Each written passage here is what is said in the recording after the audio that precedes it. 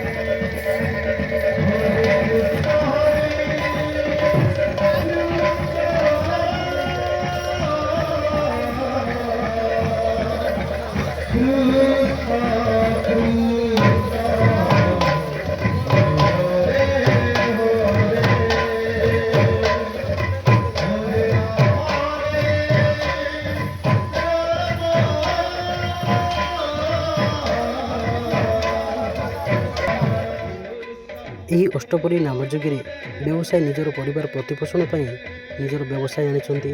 କିଏ ତ ଆମର ନଡ଼ିଆ ବିକ୍ରି କରୁଛନ୍ତି, ନଡ଼ିଆ କରନ୍ତି ଭଗବାନଙ୍କୁ ପସନ୍ଦ। ତାପରେ କିଏ ଆଣିଛନ୍ତି ମିଠା ଜିନିଷ ଆଣିଛନ୍ତି, ଆଉ କିଏ ଆଣିଛନ୍ତି ମିକ୍ସଚର ଯାହାକି ଖାଦ୍ୟ ରୂପରେ ଗ୍ରହଣୀୟ ସେ ଯାକ ଆଣିଛନ୍ତି। କିଏ ବାଦାମ ଆଣିଛି, ମଟର ଚଣା ଆଣିଛନ୍ତି। ଏ ଭାଇ ଜଣକ ଆମର ଚାଟ୍ ବିକ୍ରି କରୁଛନ୍ତି, ଦେଖୁଛନ୍ତି ଆପଣମାନେ। ଆଉ ହାଣ୍ଡିଶାଳରେ ଭୋଜନ ପ୍ରସ୍ତୁତି ପ୍ରୟାସ ଚାଲିଛି। ରାତ୍ରି ସମୟରେ ମୁଁ ଆସିଥିଲି ତ ତେଣୁକରି ରାତ୍ରି ସମୟର ଫୁଟେଜ୍ ଆପଣମାନଙ୍କୁ ମୁଁ ଦେଖାଇପାରୁଛି। ଆପଣମାନେ ଏଇଟା ଦେଖିପାରୁଥିବେ। ଆଉ ଚାଲନ୍ତୁ ଆଗକୁ ଯିବା।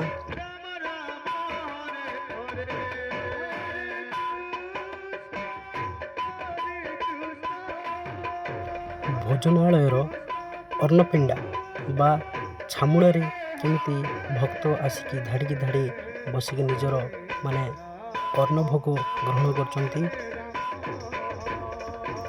ଚାରିଆଡ଼େ ଭକ୍ତିମୟ ପରିବେଶ, ଆଉ ଅନ୍ନ ଗ୍ରହଣ କରିବା ପାଇଁ ସମସ୍ତେ ଲାଇନ୍ ଭାବରେ ଆସୁଛନ୍ତି। ଆଉ ହାତ ଗୋଡ଼ ଧୋଇକି ଅନ୍ନପିଣ୍ଡା ବା ଆମର ଛାମୁଡ଼ାରେ ଆସିକି ବସୁଛନ୍ତି, ଆଉ ଅନ୍ନ ଗ୍ରହଣ କରୁଛନ୍ତି। ଆଉ ଏହି ପ୍ରହରୀରେ ଯୁବ ଯାଦବ ସେନା ଝରାଭାର ସେବା କାର୍ଯ୍ୟରେ ନିଜର ସହଯୋଗର ହାତ ବଢ଼େଇଥିଲେ।